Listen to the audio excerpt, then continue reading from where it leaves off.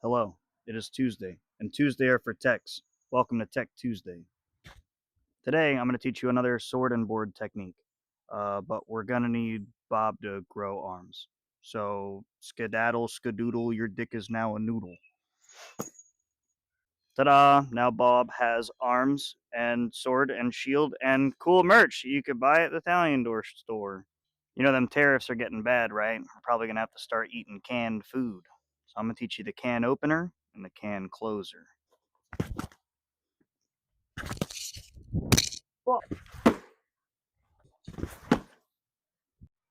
So now that we've learned the basics of swinging a sword, we know the high cross, we know the high cross finisher, and we know the wrap shot, we can now start to incorporate shield manipulation techniques, which is exactly what the can opener and the can closer are.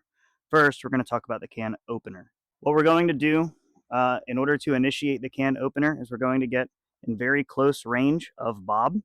What we're going to do is take the corner of our shield, we're going to scoop his to open up the can.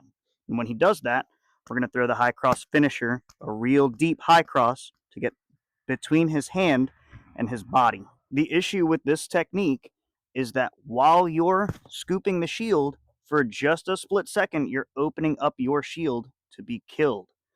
So you have to make sure that you do it and do it real quick.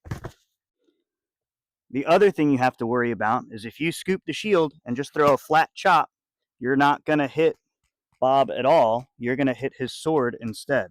Next, we'll talk about the can closer. All right, so this is a different shot, but it's still a shield manipulation technique. What we're going to do is punch the corner of Bob's shield to get it to tabletop like this and expose his back. Once that happens, we'll step out and throw a wrap shot. The shot is super safe as when I punch into his shield, anything that he throws from that side is going to be blocked by my shield. If Bob was to aggress me, right, and I push in here, I can still throw the wrap shot. Next thing to talk about is strap versus punch. With a strap shield, you're a lot more in control of your shield, and it's going to be easier for you to manipulate his shield even if he tries to fight against you. That goes for both shots. If I punch in here, he's fighting against my entire arm instead of just my fist in order to manipulate my shield back.